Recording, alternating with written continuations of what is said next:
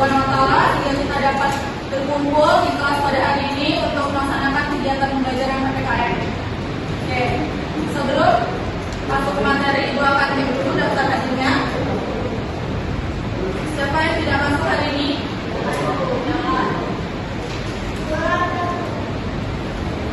Ya. Oke.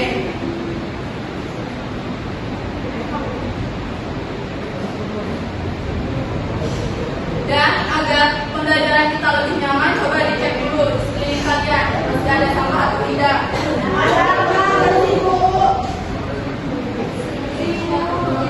Oke, kalau sudah bersih, apakah sudah siap belajar hari ini? Siap. Oke, sebelum masuk ke materi, Ibu ada sedikit dulu supaya kalian jadi semangat. Oke, silakan untuk buka tangan. Duduk saja. Duduk saja. Lalu kalian siapkan masing-masing satu kertas lembar.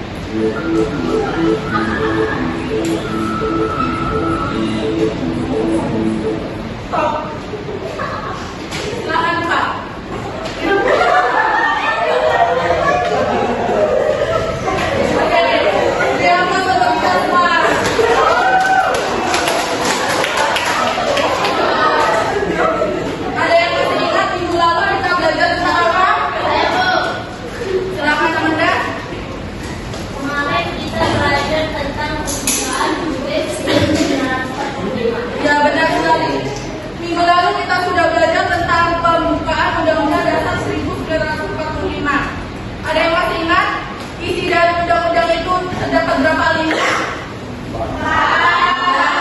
Ada 4 alinea dalam pembukaan undang-undang. Lalu, apakah kalian sudah baca? Hari ini kita belajar tentang apa?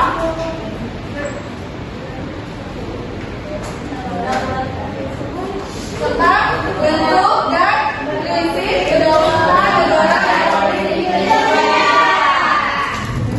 Oke, di sini Ibu bacakan dulu tujuan pembelajarannya.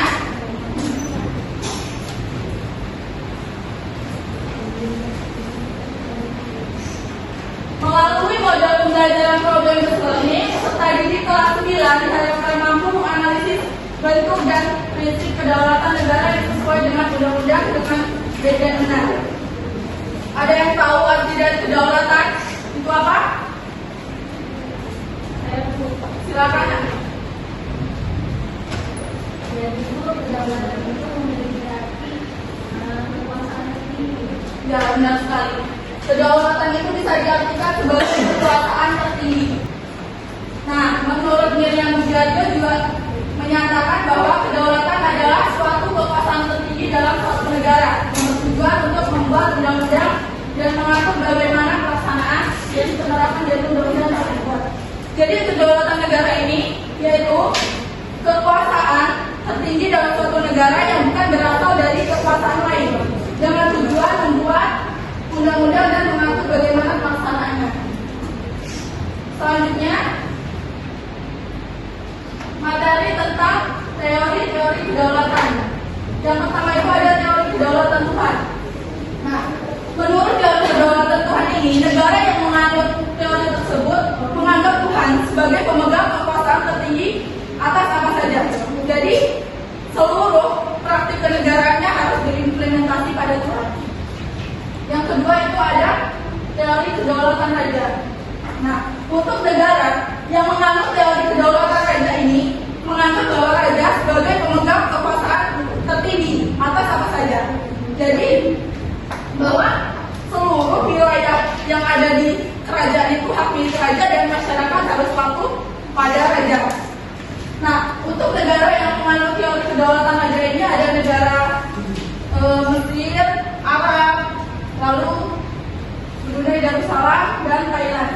Nah, untuk kepala negara Brunei Darussalam itu dinamakan dengan Sultan. Yang ketiga itu ada teori kedaulatan negara. Teori yang menganggap negara sebagai badan hukum, dianggap memiliki kewajiban dan hak serta dapat melakukan tindakan.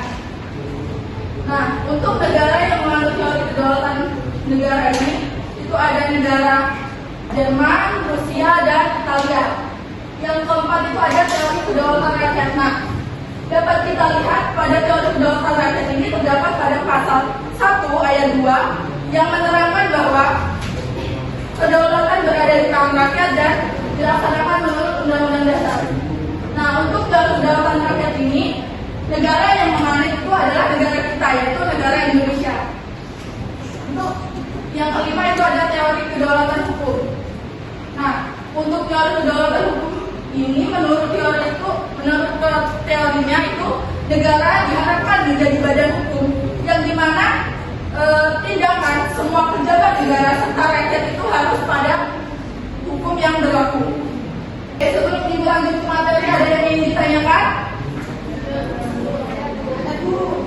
Silakan. Mengapa Indonesia menganut teori kedaulatan rakyat? Oke, mengapa Indonesia menganut teori kedaulatan rakyat? Oke, jadi kan dalam sistem negara Indonesia kan menganut sistem demokrasi, yang dimana pemerintahan rakyat oleh rakyat dan untuk rakyat. Dan dilihat juga dari perjuangan rakyat Indonesia memperjuangkan kemerdekaannya. Jadi mengapa Indonesia menganut teori kedaulatan rakyat itu? Karena Indonesia ingin rakyatnya memiliki hak untuk menentukan nasib bangsanya. Oke, selanjutnya itu ada materi tentang prinsip-prinsip kedaulatan negara Republik Indonesia. Bisa kalian baca, itu terdapat ada 6 prinsip. Dan salah satunya itu ada kedaulatan berada di tangan rakyat dan dilaksanakan menurut Undang-Undang Dasar. Dan telah dijelaskan tadi yang terdapat pada pasal 1 ayat 2. Setelah dijelaskan materinya, semoga kalian sudah mengerti tentang itu dan prinsip kedaulatan negara. Terima kasih, Ibu. Di sini Ibu akan membagi kalian menjadi 2 kelompok.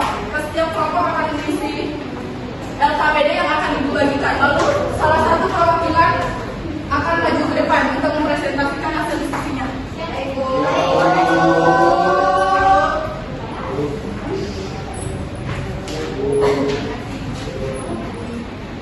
Oke, silakan untuk diisi ya, anak-anak.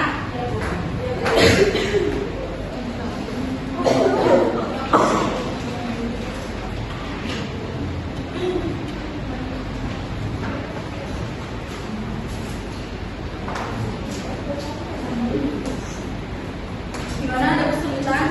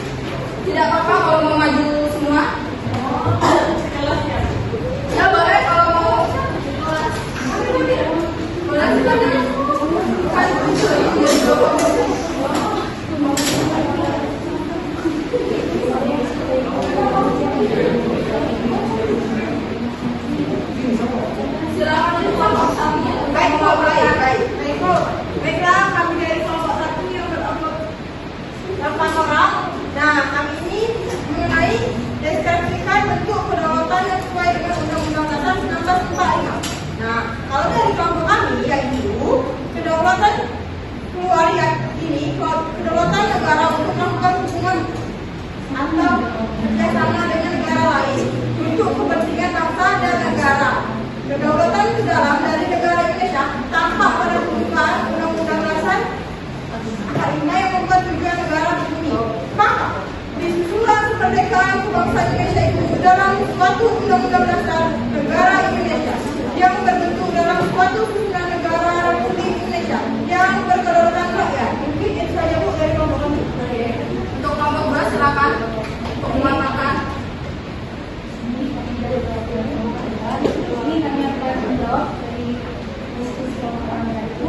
Tadi kami mengenai prinsip kedaulatan yang sesuai dengan Undang-Undang Dasar Negara Republik Indonesia tahun 1945. Jadi jawaban dari kelompok kami itu prinsip kedaulatan yang bisa juga menurut Undang-Undang Dasar 1945 adalah yang pertama, negara Indonesia adalah negara kesatuan yang berbentukan negeri. Yang kedua, kedaulatan berada di tangan rakyat dan dilaksanakan menurut Undang-Undang Dasar.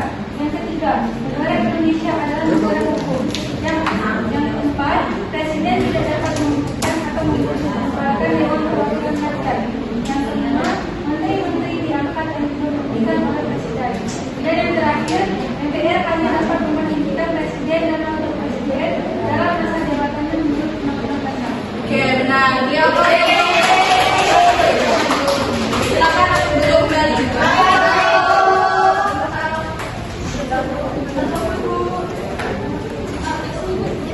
Ibu ada konsep berupa kuis dengan bermain game.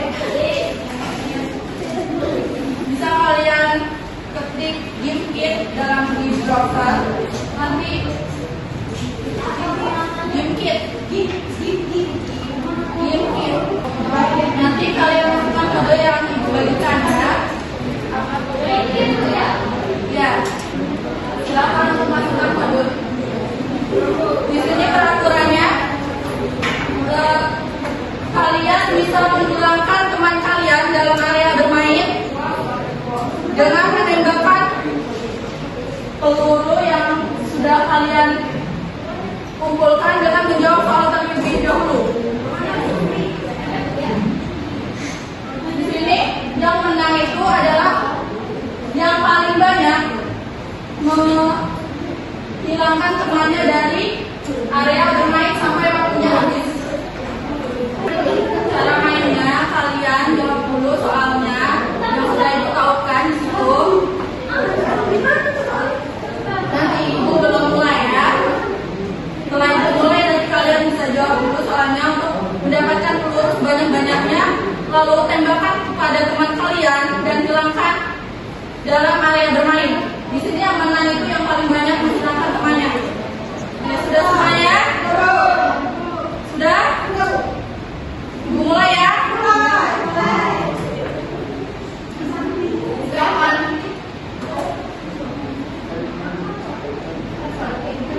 Jangan fokus. Ya, ditembak.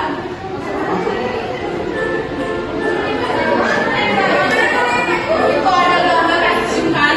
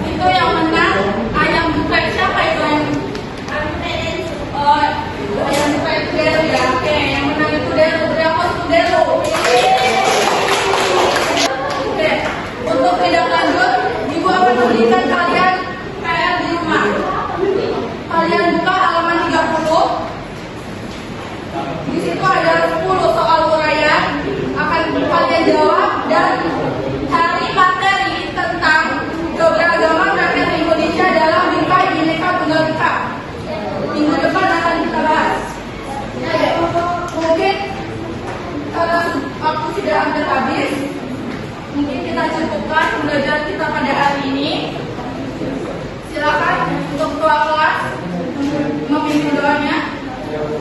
Baiklah, teman-teman semua, sebelum kita akhiri pembelajaran kita, mari kita bersama baca nama dan juga berdoa dimulai.